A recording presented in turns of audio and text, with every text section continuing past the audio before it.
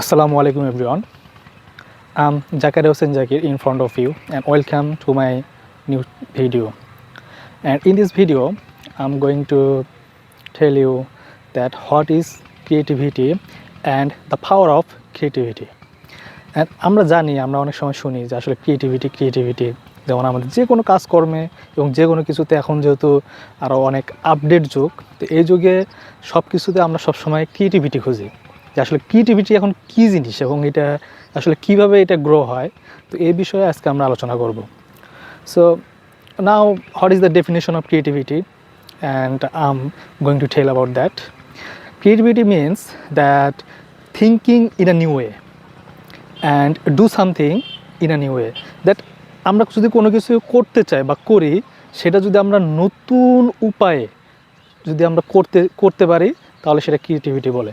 যেমন ধরেন যে আমরা একটা কাজ করতেছি, এখানে আমরা ভিডিও তৈরি করতেছি, তো আমাদের যে ভিডিও তৈরি করার যে কৌশল এবং ভিডিও তৈরি করার যে স্ক্রিপ্ট হবে, তো সেটা আসলে কী হবে, কীভাবে হবে, এটার একটা নতুন কোনো উপায়ে এবং নতুনভাবে আমি যদি নিজেকে উপস্থাপন করতে পারি, তো এটা এক ধরনের ক্রিয়েটিভিটি হয়।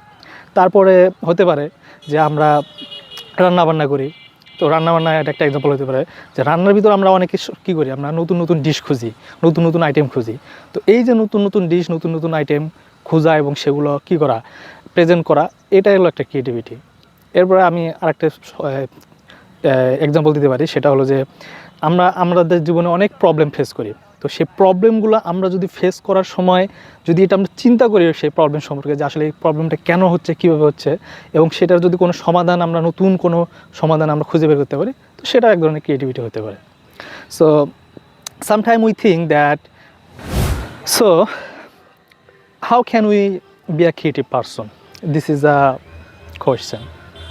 আসলে ক্রিয়েটিভ পারসন হওয়ার জন্য you don't need to be a writer, you don't need to be a scientist, you don't need to be a director. Just you can feel your self and think about your self, you can be a creative person. আমরা আসলে creative হওয়ার জন্য কি আমাদের writer হতে হবে, অথবা আমাদের লেখক হতে হবে, অথবা আমাদের ডাইরেক্টর হতে হবে, এরকম না। আসলে আমরা যে কেউ আমরা ক্রিয়েটিভ হতে পারি। কারণ ক্রিয়েটিভ হওয়ার জন্য আমাদেরকে কী করতে হবে, আমাদের আসলে নিজের যে কাজ আছে সেই কাজটা কীভাবে, কোন উপায়ে, নতুনভাবে করলে কীভাবে সেটা ডেভেলপ হবে, এই জিনিসগুলো আমাদেরকে চিন্তা করতে হবে। So now I am going to give you some tips or hacks so that you can be a creative person. So number 1, ask questions. যে আমরা ক্রিয়েটিভিটি যদি আমরা বাইর করতে চাই আমাদের নিজেদের ভিতর থেকে, তাহলে আমরা যে কাজ করতেছি, যে কাজগুলো যেভাবে করতেছি না কেন, এটাকে আমাকে কী করতে হবে, এটাকে আমাদের প্রশ্ন করতে হবে, কোয়েশ্চেন করতে হবে যে আসলে আমি এখন কী করতেছি, আমি এই কাজটা করতেছি, এই কাজটা আমি কেন করতেছি, কীভাবে করতেছি, এটা কীভাবে হচ্ছে, এবং এটার কাজের ফলাফলটা কী, সেটা আমাদেরকে কনফার্ম হতে হবে এবং কোশ্চেনগুলো করতে হবে। যদি আমি কোশ্চেন করতে পারি, তাহলে কোশ্চেন থেকে আমাদের কী বেরোবে, অ্যান্সার বেরোবে, এবং সেই অ্যান্সারটা আমাদেরকে ক্রিয়েটিভিটি যেটা আছে সেটা আমাদের গ্রো করবে। Number 2, try new things even if you fail. যে you are thinking that you are a new person, you are going to do new things, but you are afraid about that. আপনি একটা নতুন কিছু করতে যাচ্ছেন, but আপনি এটা চিন্তা করতেছেন, এটা ভয় করতেছেন যে আমি তো এখানে এই কাজটা আমি করতেছি, কিন্তু এটা তো নতুন। সো এই জায়গাটাতে আপনাকে কি করতে হবে, আপনি যদি ফেল করার সম্ভাবনা থাকে, তারপরও আপনাকে এইটা কাজটা করতে হবে। Just in this way you can be a creative person.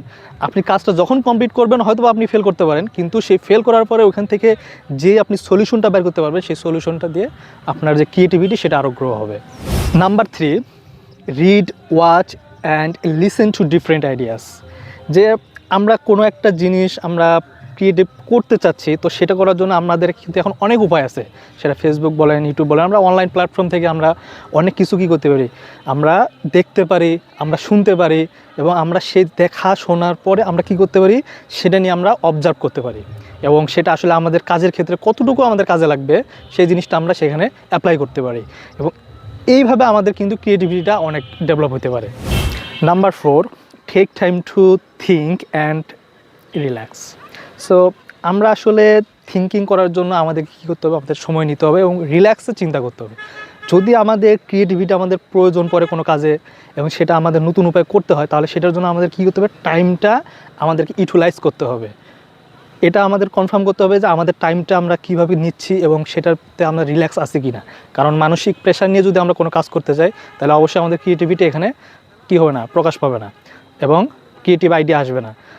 আমাদের থট এবং আমাদের যে আইডিয়া আছে সেই আইডিয়াগুলো অবশ্যই আমাদেরকে চিন্তা ভাবনা করে এবং সেটা একবারে নিউট্রালে চিন্তা ভাবনা করতে হবে এবং সেটা চিন্তা ভাবনা করার পরে যেটা আউটপুট বের হবে সেই আউটপুটটা আমাদেরকে বাস্তব জীবনে অ্যাপ্লাই করতে হবে।